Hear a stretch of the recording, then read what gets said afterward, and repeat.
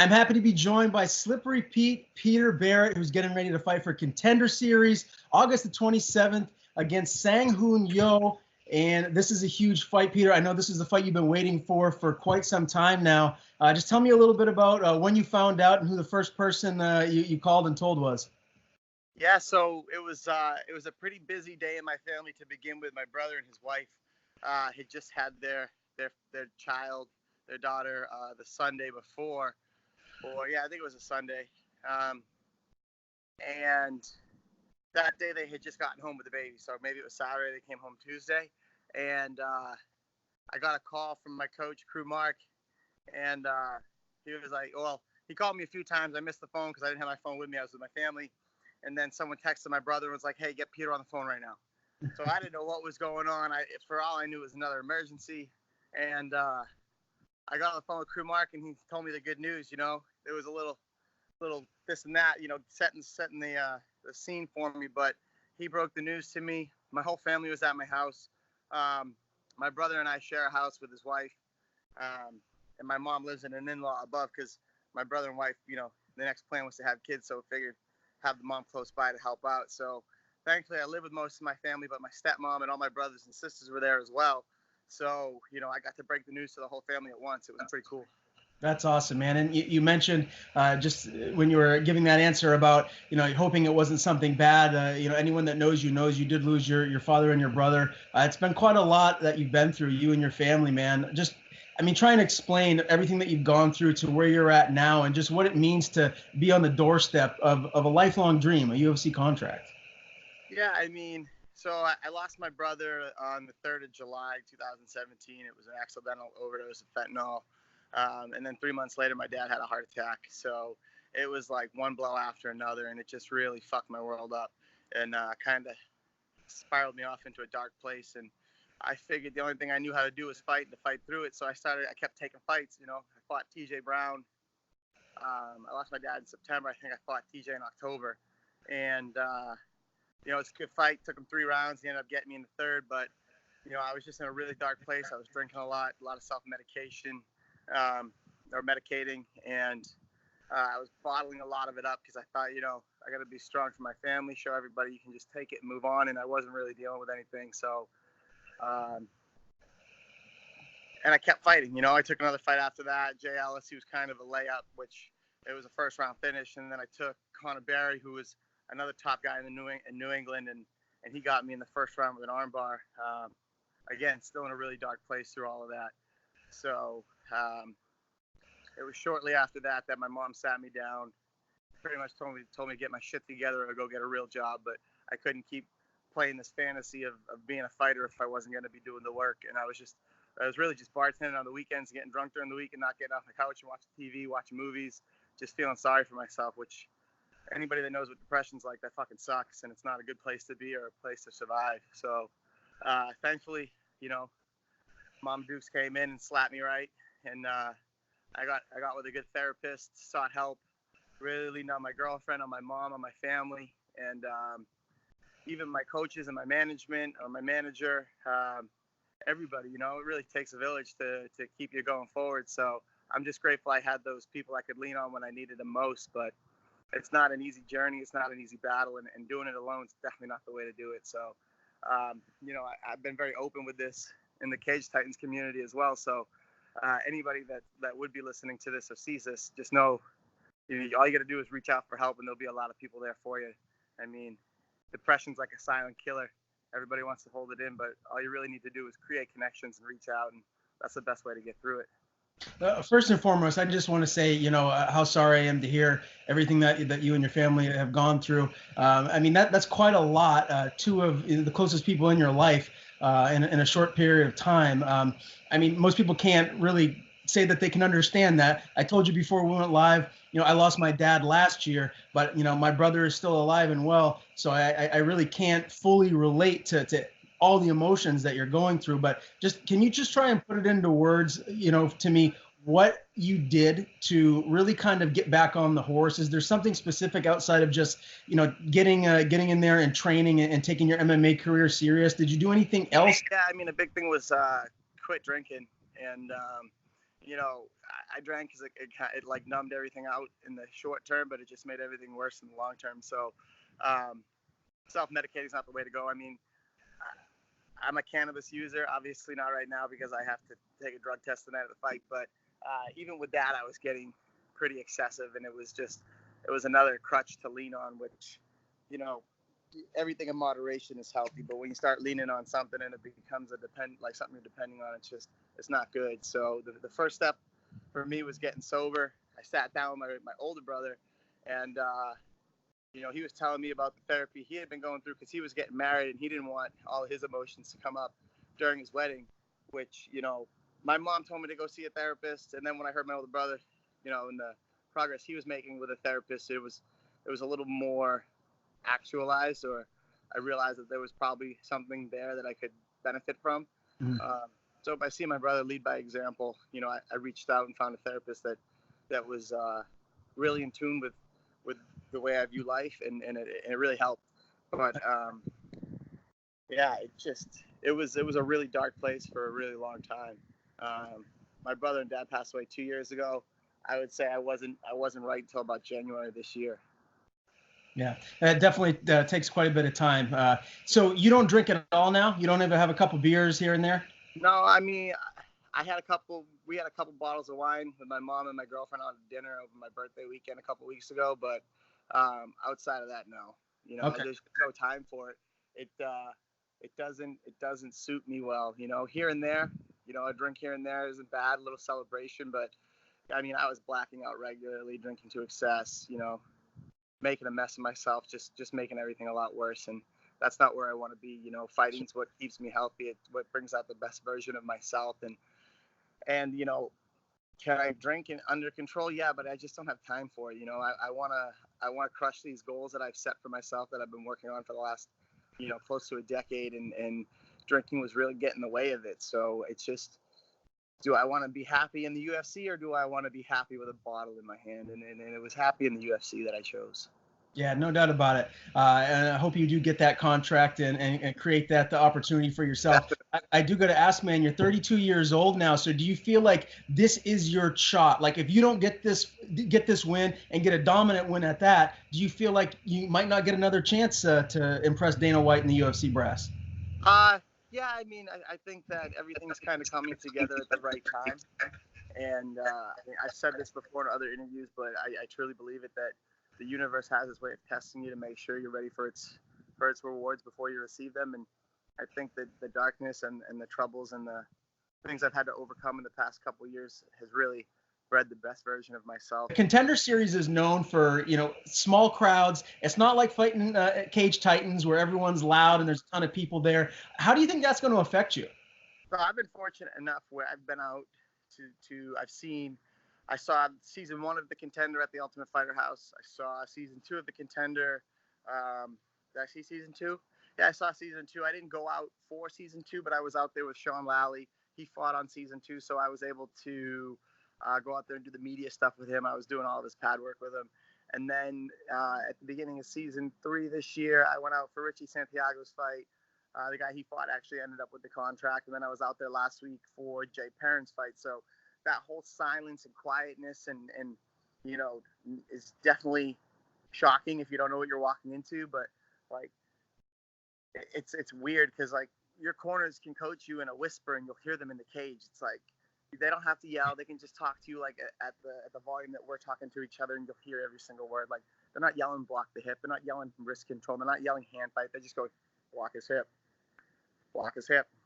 control the hands, and they can hear you crystal clear because it's that quiet. It's like fighting in an opera house. But I mean, there's always a beat playing inside my head. It doesn't matter if anybody else can hear it. I'm definitely jamming out.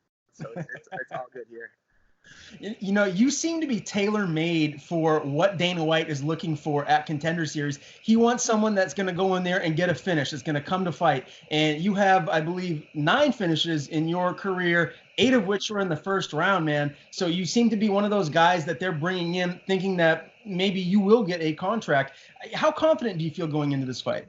I mean, I think this is a perfect matchup for me. Sang Hoon Yoo is the kid from South Korea that I'm fighting. He's 5-0. His his first 5 fights are very similar to my first 5 fights. One journeyman and 4 other guys that have never fought again. My first 5 fights were a little more challenging, I would say, at least on paper, compared to his. But he's an athletic striker. I'm a vicious striker. I've got an incredible ground game. A purple belt in a gi. I train with Joe Lauzon daily. I coach high school wrestling. I mean, you saw my ground and pound in the last fight. If you had the opportunity to see some of the clips from my fight with Sityodtong at the last Cage Titans event. So, I've seen him take people down and get up and walk away. I've seen him get taken down and look at his coach and have like a 10-second conversation with the coach about what to do before he was able to move. I mean, they really brought in guys to lose for him, like 0-0 guys that have never fought again, 1-0 guys that have never fought again, 0-1 guys that have never fought again. And it's just, he's got some good tools, but I've seen better. I mean, I fight with Chip Marazza-Pollard. He's an 8-time lion fight champion. I mean, he's the only one defending his belt over there with lion fights, and he's a fucking killer. So, I mean, I get 3 or 4 rounds with him every Monday night up at Sityodtong, and the ground guys that I get over at Lauzon's are better than him. They're bigger than him. They're stronger than him. So I'm really looking forward to this fight because anything that he can bring to the table, I've dealt with and I've handled it and I've moved on and it's already under my belt. It's already a notch there. I know I can walk through this kid. Obviously, Lauzon's and Sityodtong are 2 of the best gyms, not just in New England, but across the whole country. How does that make you feel knowing that you're going in there and you're getting such a variety of killers to help prep you for this fight? And just also, I'd like to get your thoughts on how you're balancing going back and forth each gym. I mean, I think I've got the best of both worlds. I've got the best ground game camp in the Northeast, like you said, even in the country. And I've got Crew Mark, and I've been with him for almost, the better part of my career. Even the guy that I started with was one of Crew Mark's students. So I've bled Sityodtong blood for quite some time now. And I just made the move over to Joe Lauzon's at the beginning of the year, and that was a big step in the right direction for me. I mean, they welcome me with open arms. It's like a second family over there. I've got friends over there. We have laughs. We have a good time. We sit there and do class for an hour, and then we hang out for another hour and drill position, drill situation, drill technique. So it's been nothing but a blessing between the 2 camps. And so to give you a rundown, like Monday mornings, I'm over at Lauzon's for 2 hours. I go home, I eat lunch, I rest, play with my dogs, and then I go to Sityodtong for another 2 to 3 hours at night. Tuesdays, strength and conditioning, boxing, and then I either take Tuesday night off or I'm grappling. Not to name drop, but like Tom Megan has a school over here in Quincy. He was the first Irishman in the UFC. So, I mean, I'm getting work everywhere. Sometimes I'm down at Pawtucket at Triforce, and then that's where your boy Sukum Todd is out of, Greg Rebello's out of there.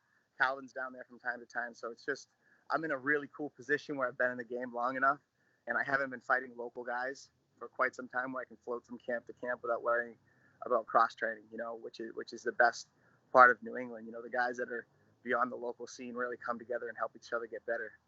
Yeah, no doubt about it. Now, this fight's going to be at lightweight, but you have made it very clear that you are a featherweight. Your Twitter handle is @slippery_Pete145. So you're a featherweight moving forward. I'd like to get your thoughts just on how beneficial it's going to be for you to fight at 55 against this guy versus, typically having to make that cut down to 45.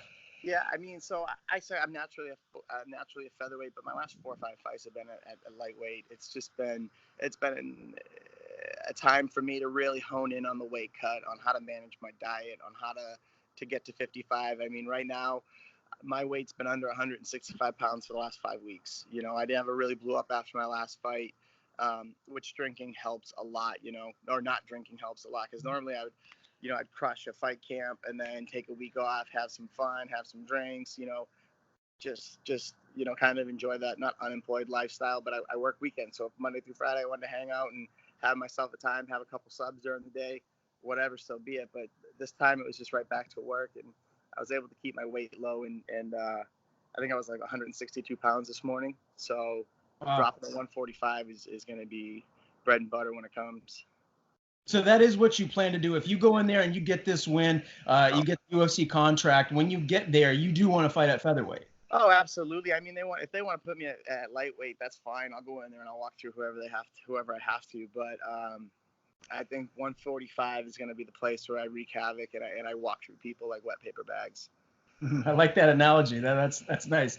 Now let's talk a little bit about who's going to be making a trip to corner you. Who specifically will be there in your corner on the big night? So I'll have Crew Mark and my coach Andy Code.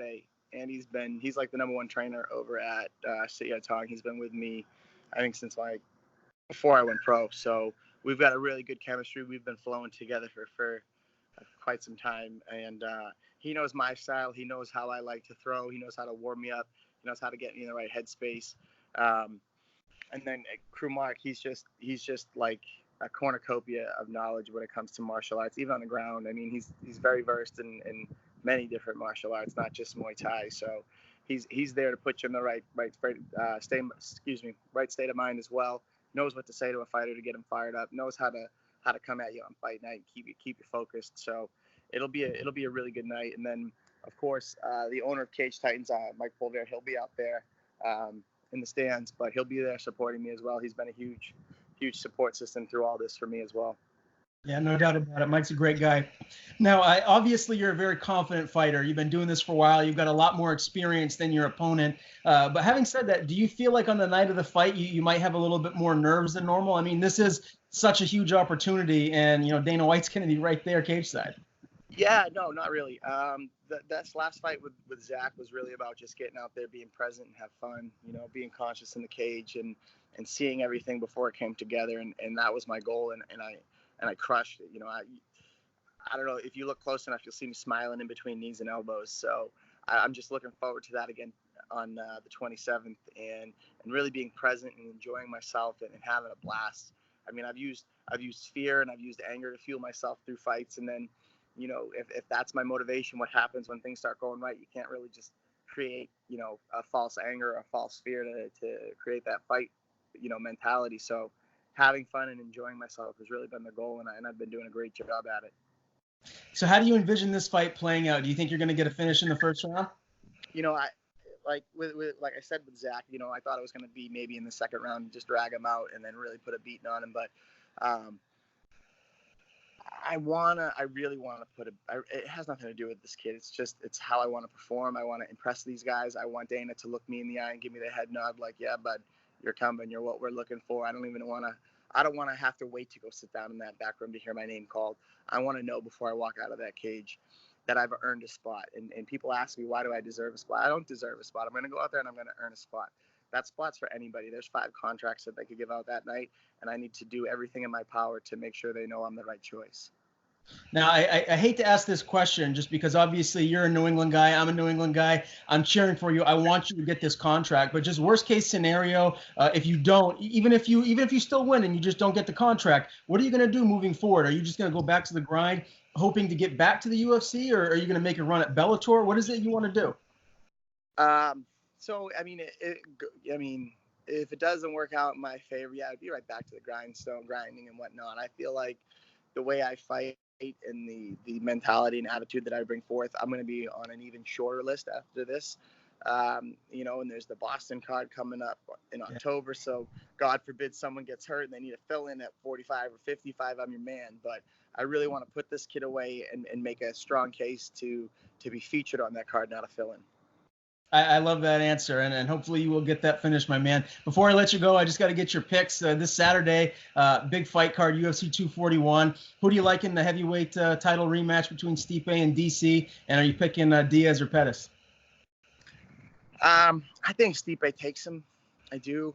I think Stipe is a class act. I mean, I think they're both great competitors. I really, I was just saying this to my buddy the other day, when they ask me who I favor, I just say, man, I just hope it's not a quick fight and they bring out the best versions, and I just want to see a really good fight, because I'm a fight fan first. I have my favorites and whatnot, but in that division, I'd rather just see those two guys go at it and put on a good show, and then it's no surprise. I kind of have a Diaz style mentality. They've been around forever, but I like that in-your-face, fuck you kind of fight attitude. So I'm definitely going to be pulling for Nate, but who knows? It's been a while since he fought. Pettis is a competitor as well. Again, I just hope these fights, go deep into the time and we get to see a good fight out of both of them.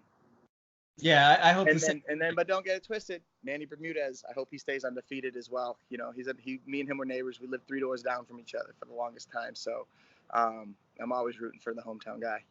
Yeah, no doubt. Manny's a stud, and I envision him continuing to progress onwards and upwards of the food chain there in his division in the UFC. Hey, I really appreciate you taking the time to join me. Best of luck throughout the rest of camp. Stay healthy. Before I let you go, do you want to say thank you to anyone or plug your social media, man? The floor is yours. Yeah, so guys, check me out at Slippery Pete 145 on Instagram, Slippery's World on Twitter, Slippery Pete on Facebook. I have all my sponsors there. I tried to run through a list the last time I did an interview, and I left a bunch of them out. So instead of me leaving people out, go check them there. I'm plugging them left and right on Instagram. Everybody's listed with an at. There will be coupon codes up next week, so if you guys want to partake in some of my sponsors' offers, shoot me a message on Instagram, and I'll hook you guys up with a link.